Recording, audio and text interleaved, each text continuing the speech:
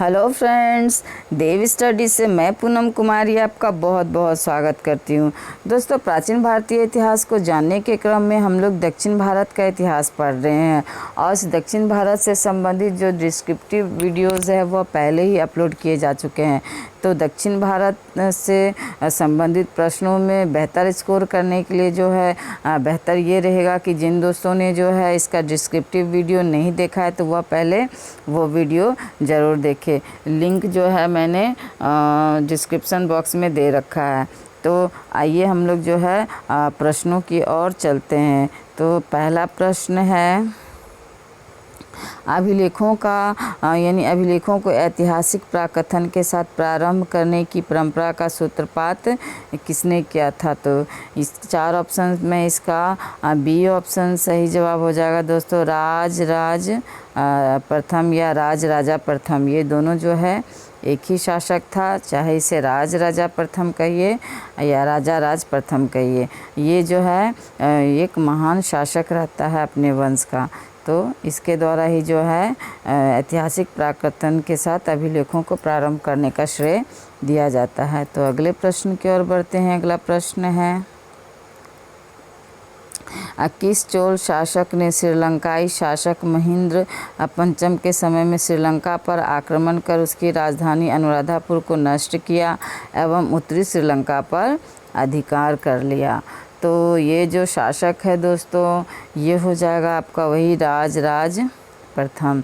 ये राज प्रथम ही रहता है। जो इसकी जो है जल सेना जो है वह बहुत स्ट्रांग रहती है दोस्तों। चोलों का जो साम्राज्य यहाँ रहता है और श्रीलंका जो है यहाँ रहता है। ये जो है राज प्रथम जो है इसकी उत्तरी सीमा पर आक्रमण करता है, यानी उत्तरी भाग पर अधिकार कर लेता है, उसकी राजधानी को नष्ट कर देता है। और इसके आसपास के जो क्षेत्र छोटे छोटे द्वीप रहते हैं वह भी जो है यह जीत लेता है। तो ये इसका ए ऑप्शन आपका सही जवाब हो जाएगा, राजा प्रथम या राज प्रथम। अगले प्रश्न की ओर बढ़ते हैं। अगला प्रश्न है, चोलों की पहली सामुद्रिक विजय श्रीलंका विजय करने एवं नौसेना का गठन करने का श्रेय किसको है? तो चोलों की पहली सामुद्रिक विजय और श्रीलंका विजय करने का जो श्रेय है वह जो है आपका वही हो जाएगा राज प्रथम।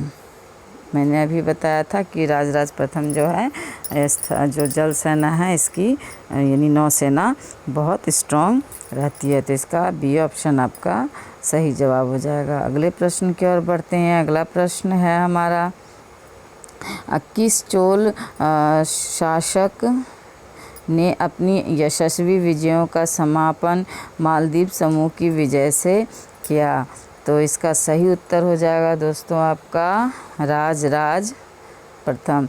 दोस्तों, ये जो दक्षिणी किनारा है यहाँ चोलों का शासन रहता है और यहाँ श्रीलंका समेत ये बहुत सारे द्वीपों पर जो है यहाँ आसपास के जितने द्वीप रहते हैं सब पर जो है यह शासन स्थापित कर लेता है। और इस जो अंतिम विजय है यह मालदीव समूह की विजय के रूप में करता है। तो यह राज प्रथम ही रहता है जो इस वंश का एक महान यानी चोल वंश का एक महान शासक रहता है। अगले प्रश्न की ओर बढ़ते हैं। अगला प्रश्न है, किस चोल शासक ने 1000 ईस्वी में भू राजस्व के निर्धारण के लिए भूमि का सर्वेक्षण करवाया था? तो इसका 4 ऑप्शंस में सही जवाब हो जाएगा दोस्तों राज प्रथम। दोस्तों, ये राज प्रथम जो रहता है एक महान शासक रहता है इस वंश का और चोल काल जो है स्थानीय स्वशासन के लिए जानी जाती है। और इस स्थानीय स्वशासन से संबंधित बहुत सारे कार्य इस चोल काल में किए गए थे। तो इसी काल में जो है राजा राज के द्वारा जो है जो भू राजस्व के निर्धारण के लिए भूमि का सर्वेक्षण करवाया गया था। तो इसका आंसर ए हो जाएगा सही। अगले प्रश्न की ओर बढ़ते हैं। अगला प्रश्न है,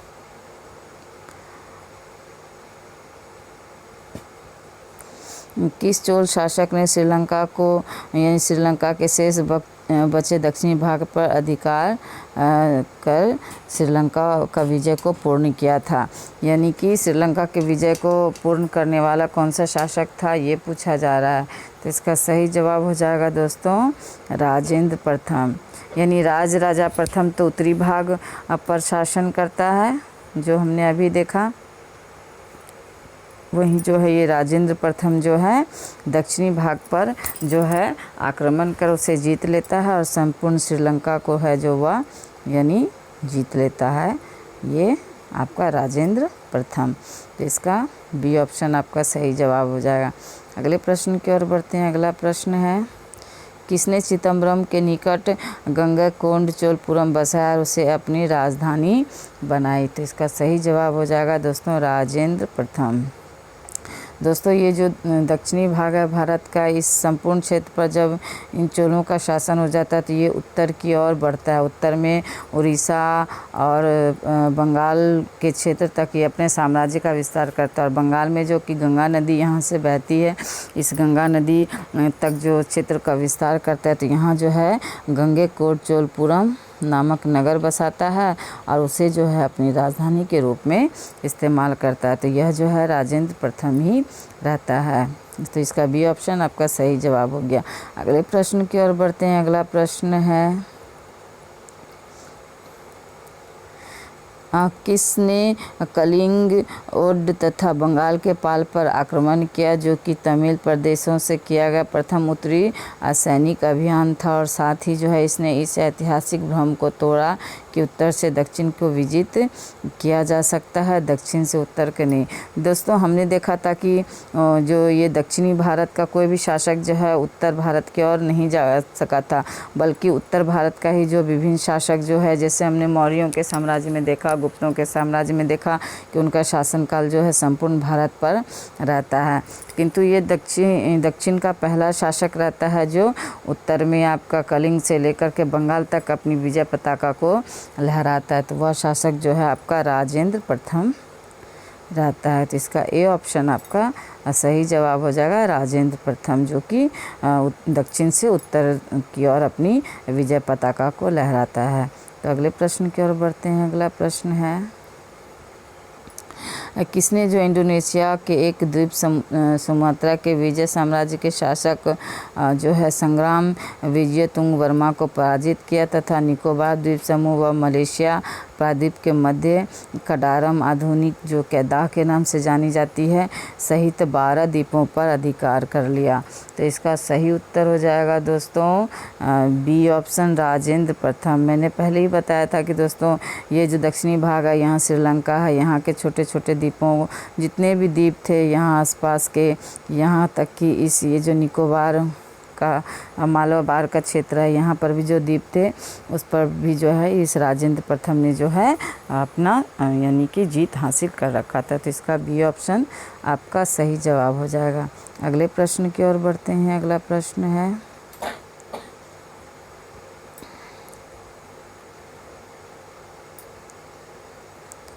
किसने 1077 ईस्वी में 92 व्यापारियों का एक शिष्टमंडल चीन भेजा? तो दोस्तों उस काल में भारत और चीन के व्यापारिक संबंध अच्छे थे। आज के तरह उस समय चीन के साथ पंगा नहीं था, यानी कि चीन की और भारत की व्यापारिक स्थिति अच्छी थी। तो यानी 1077 में जो 92 व्यापारियों का एक शिष्टमंडल चीन किसने भेजा, ये पूछा जा रहा है। तो इसका आपका कुलोत्तुंग चोल प्रथम, यानी ये कुलोत्तुंग चोल प्रथम जो है इस चोल वंश का शासक रहता है। यह जो है 92 व्यापारियों का जो समूह है वह जो है अपने शिष्टमंडल चीन भेजता है। तो इसका डी ऑप्शन आपका सही जवाब हो जाएगा। अगले प्रश्न की ओर बढ़ते हैं। अगला प्रश्न है हमारा, कहाँ से प्राप्त अभिलेख में महासभा की कार्य प्रणाली के विषय में विस्तृत जानकारी मिलती है? तो विस्तृत जानकारी जो हमें है आपका उत्तर मेरूर यानी अभिलेख जो है उत्तर मेरूर में जो अभिलेख है उस अभिलेख से जो हमें महासभा की कार्य प्रणाली में की विस्तृत जानकारी मिलती है। तो इसका ए ऑप्शन आपका सही जवाब हो जाएगा। अगले प्रश्न की ओर बढ़ते हैं। अगला प्रश्न है, चोल काल में कडिमय का क्या अर्थ है? यानी कडिमय चोल काल में किसे कहा जाता था? तो ये कडिमय जो है भू राजस्व की दर को कहा जाता था, जिसे लगान भी कहा जाता है। यानी कि चोल काल में जो राजा के द्वारा जो है जनसाधारण से जो कर लिया जाता था, वो राजस्व की जो यानी कृषि की उपज का जो भाग लिया जाता था, वह जो है वह कड़ीमे के नाम से जाना जाता था। तो इसका ए ऑप्शन आपका सही जवाब हो गया। अगले प्रश्न की ओर बढ़ते हैं। अगला प्रश्न है हमारा,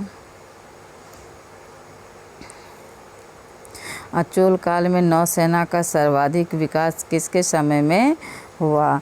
यानी चोल काल में नौसेना का विकास किसके समय में हुआ सबसे अधिक, ये पूछा जा रहा है।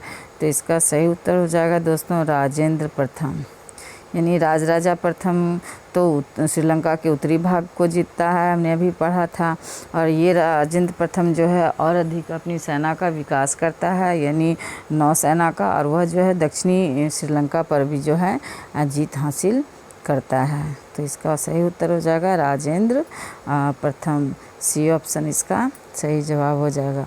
अगले प्रश्न की ओर बढ़ते हैं। अगला प्रश्न है हमारा, युद्ध में विशेष पराक्रम दिखाने वाले योद्धा को कौन सी उपाधि दी जाती थी? यानी जो युद्ध होते थे, एक दूसरे पर आक्रमण होता था साम्राज्य विस्तार के लिए, कभी स्थायित्व के लिए, तो उसमें जो है विशेष पराक्रम दिखाने वाले योद्धा को क्या कहा जाता था, ये पूछा जा रहा। तो क्षत्रिय शिखामणि, यानी जो युद्ध में विशेष पराक्रम दिखाने वाले को क्षत्रिय शिखामणि के नाम से पुकारा जाता था। तो ये ऑप्शन सही जवाब हो गया इसका।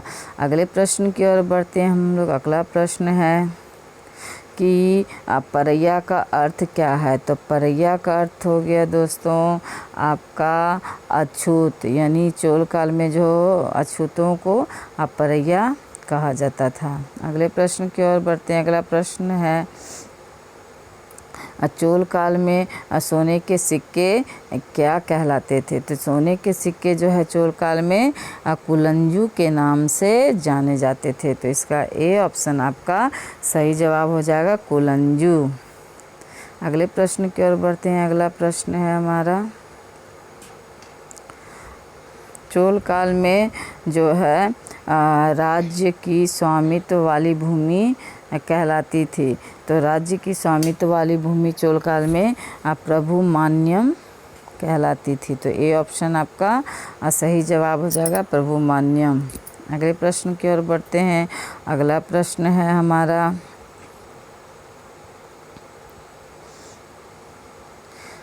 चोल काल में किसने हिरण्यगर्भ नामक त्यौहार का आयोजन किया था?